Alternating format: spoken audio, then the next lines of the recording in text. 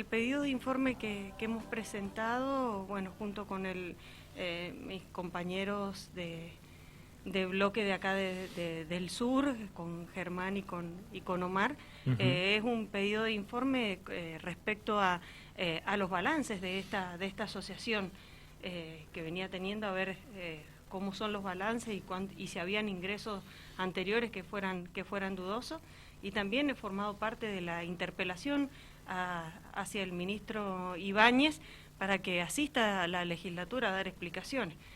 En realidad ya ha manifestado una manifestación de buena fe por parte del Ejecutivo de generar este ingreso particular hacia una asociación que también preocupa muchísimo, porque si de buena fe a una asociación en particular se le daba este tipo de subsidio, no nos parece verdaderamente una buena fe, y creo que estamos frente a un hecho de corrupción de la más alta, digamos, ejecutivos y políticos de Juntos por el Cambio, donde el proceso de corrupción yo opino que ya está dado, que solo faltó que una de las partes terminara dando su parte, pagando, pero que el hecho de corrupción se dio, por más que no se haya hecho efectivo este pago, digamos, del subsidio.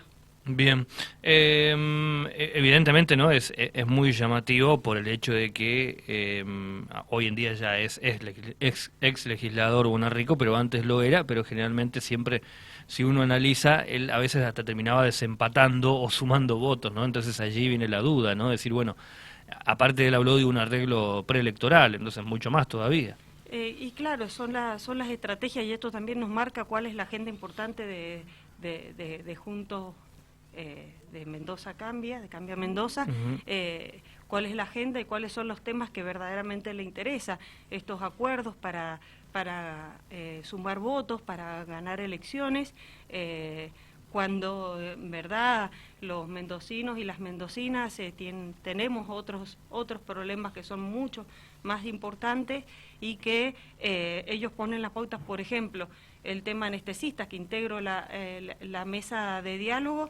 En realidad lo que dejó claro ahí el ministro Ibáñez, que de paritarias y de aumentos salariales no se habla en esa mesa, y por otro lado estamos repartiendo 18 millones por otros lados, cuando verdaderamente el problema con los cupos, digamos, y la cobertura de los cargos de anestesistas en estos momentos es sumamente preocupante, y eso nos afecta directa e indirectamente a todos los y las mendocinos que en cualquier momento podemos llegar a necesitarlo.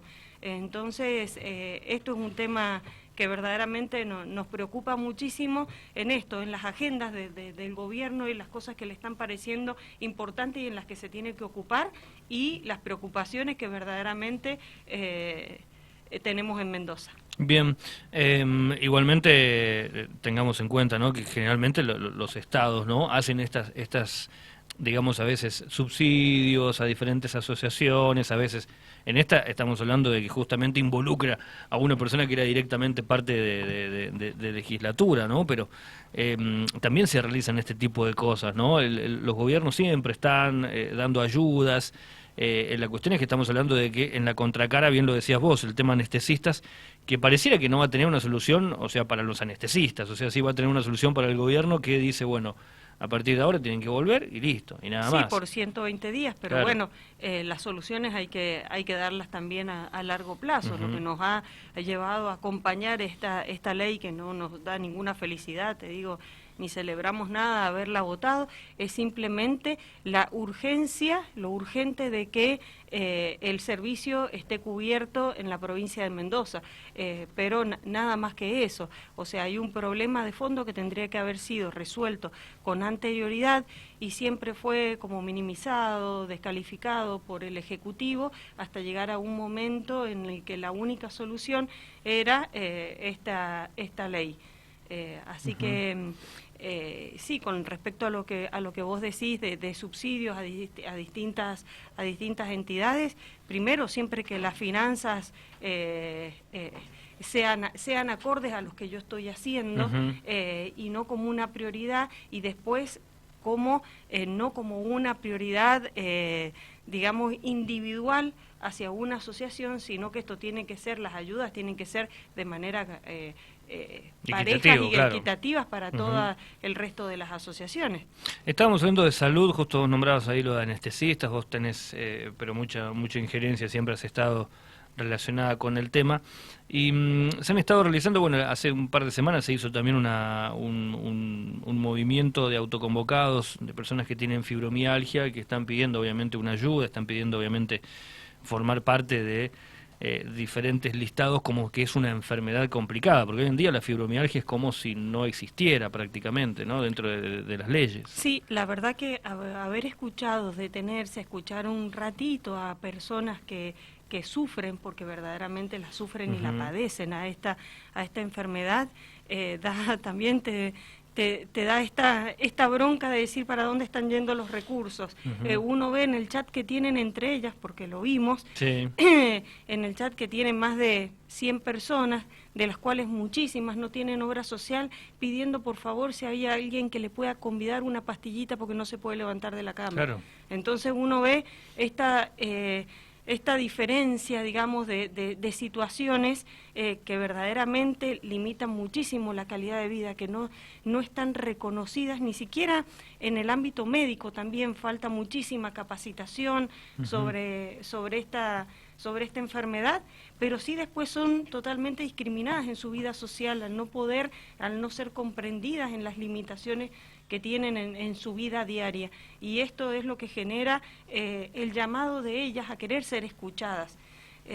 Nosotros, bueno, las recibimos en la legislatura desde nuestro bloque del Frente de Todos, y bueno, y decidimos acompañarle en este pedido al gobernador por favor que las atienda, que las escuche, porque verdaderamente cuando uno las escucha, ellas quieren ser escuchadas y ver que esto no son beneficios para sacarla o tener ventaja con respecto al resto de las personas que trabajan, que conviven o que están en la sociedad, sino que es verdaderamente para darles la oportunidad de que tengan la misma oportunidad que el resto de las personas. Claro.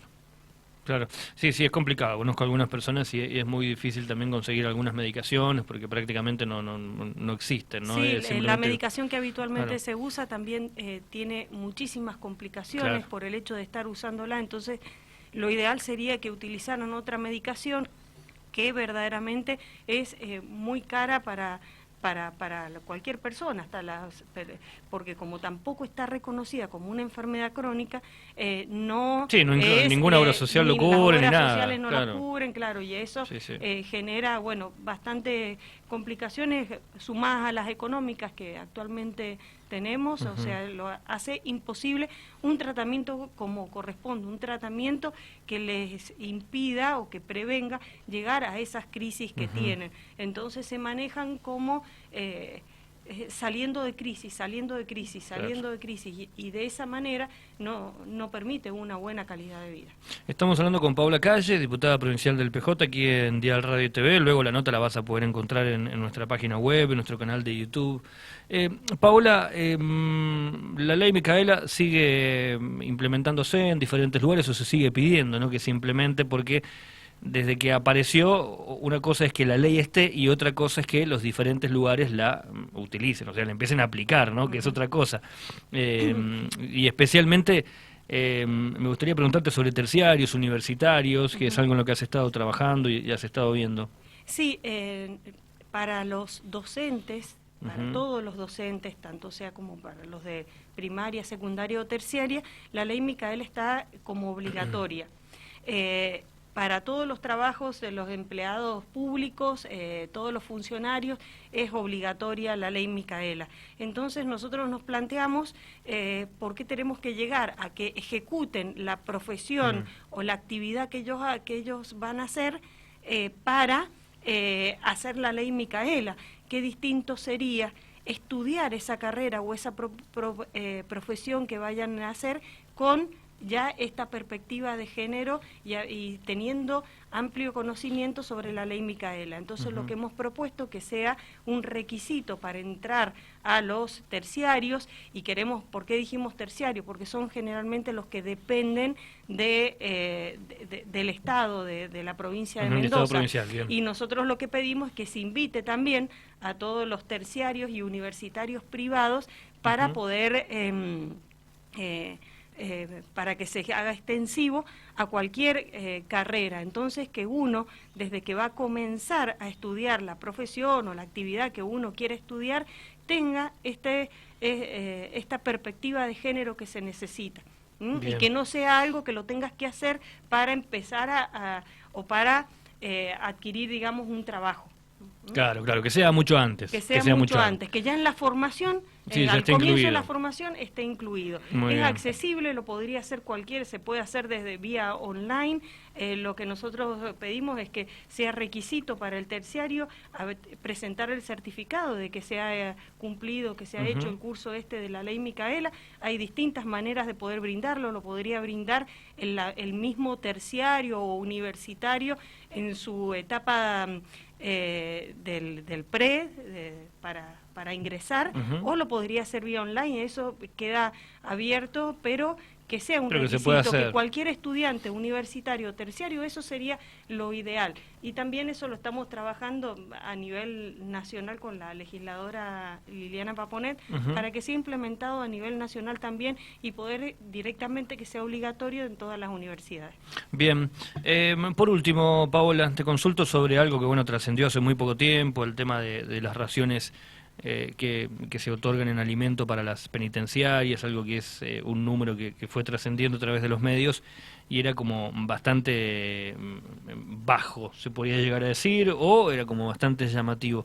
Ustedes han hecho un pedido de informe también con respecto a esto. Sí, porque respecto a eso, lo que nos llamó más la atención en cuanto al proceso licitatorio y al decreto del gobernador de iniciar la licitación, es por qué se elige o por qué se licita para una sola empresa, cuando hoy en día tenemos tenemos muchísimas pymes alrededor de los 22 institutos penitenciarios que hay en toda la provincia, y se le adjudica o se licita todo a una sola empresa.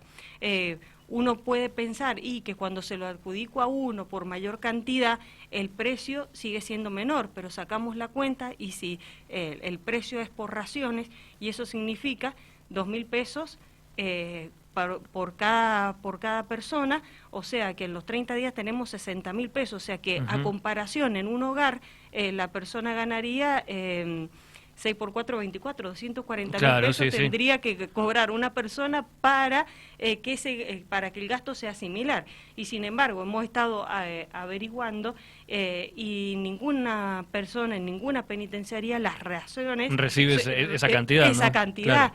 De alimentos, que cualquiera de nosotros lo que compraría con esa cantidad de dinero es mucho mayor. Entonces uno dice encima, al ser mayor volumen, uno consigue más precios y sin embargo sigue siendo mucho más caro. En resumen, es porque entre la cadena de intermediarios que genera esto, verdaderamente no llega a la ración específica, digamos, el dinero que fue adjudicado en su momento. Entonces lo que planteamos de esto es el proceso de licitación. Nos parece que hoy en día, y como está la situación económica y la necesidad de activar pymes, de que en todos los lugares, en todos los departamentos de San Rafael hayan pymes más activas, que se podría haber hecho licitaciones por departamento, licitaciones por penitenciaría, para distribuir mejor el ingreso ese de estas viandas, que estamos hablando de 4.000 millones de pesos. Claro, sí, no es un monto muy bajo que digamos, es una gran cantidad de dinero, ¿no? Es una gran cantidad de dinero. Bien. Paola, muchas gracias por tu tiempo, por hablar un poco de cada cosa, ¿no? Que hay un montón como para seguir charlando, pero bueno, gracias por acercarte y muchas gracias por todo. Bueno, muchas gracias a vos, Kili, y bueno, y un saludo a toda la audiencia. Bien, Paola Calle con nosotros, diputada provincial del PJ, la encontrás, como te decía, la nota completa en dialradio.com.